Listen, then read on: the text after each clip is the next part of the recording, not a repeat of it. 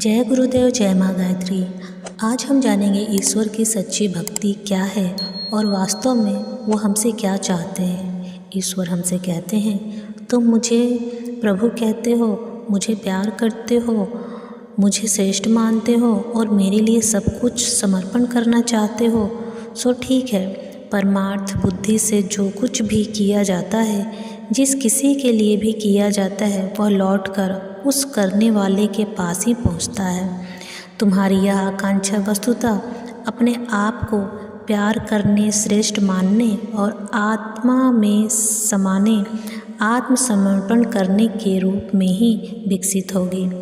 दर्पण में सुंदर छवि देखने की प्रसन्नता वस्तुतः अपनी ही सुसज्जा की अभिव्यक्ति है। दूसरों के सामने अपनी श्रेष्ठता प्रकट करना उसी के लिए संभव है जो भीतर से श्रेष्ठ है। प्रभु की राह पर बढ़ाया गया हर कदम अपनी आत्मिक प्रगति के लिए किया गया प्रयास ही है। जो कुछ औरों के लिए किया जाता है, वस्तुतः वह अपने लिए किया हुआ कर्म ही है।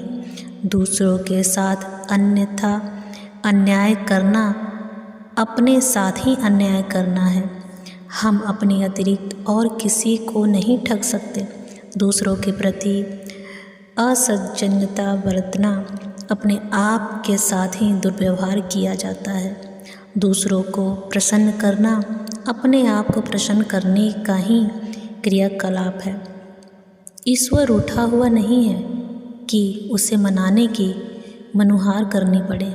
रूठा तो अपना स्वभाव और कर्म है। मनाना उसी को चाहिए।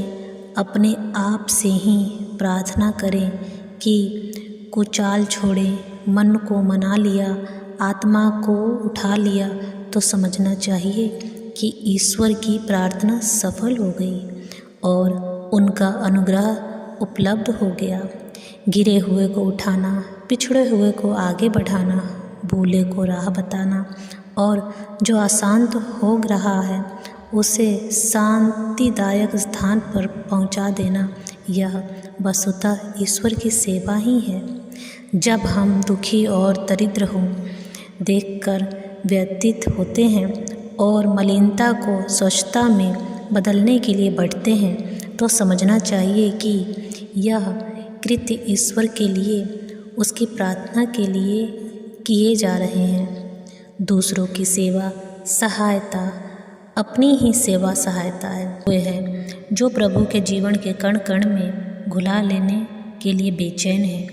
जो उसी का होकर जीना चाहता है, उसी को भक्त कहना चाहिए। दूसरे तो विदूषक हैं। लेने के लिए किया हुआ भजन वस्तुतः प्रभु प्रेम का निर्मम उपहास है। भक्ति में तो आत्मसमर्पण के अतिरिक्त और कुछ होना ही नहीं चाहिए। वहाँ देने की ही बात सूझती है। ईश्वर का विश्वास सत्कर्मों की कसौटी पर ही परखा जा सकता है। जो भगवान पर भरोसा करेगा, वह उसके विधान और निर्देश को भी अस्वीकार करेगा। भक्ति और अवज्ञा का तालमेल बैठता कहाँ है। हम कर्तव्यों का पालन करें ताकि ईश्वर के निकट बैठ सकने की पात्रता मिल सके। जिसने अपने अंतःकरण को प्यार से ओतप्रोत कर लिया, जिसके चिंतन और कर्तव्य में प्यार बिखरा पड़ा है, ईश्वर का प्यार केवल उसी को मिलेगा जो दीपक की तरह जलकर प्रकाश उत्पन्न करने को तैयार है। प्रभु की ज्योति का अवतरण उसी पर होगा।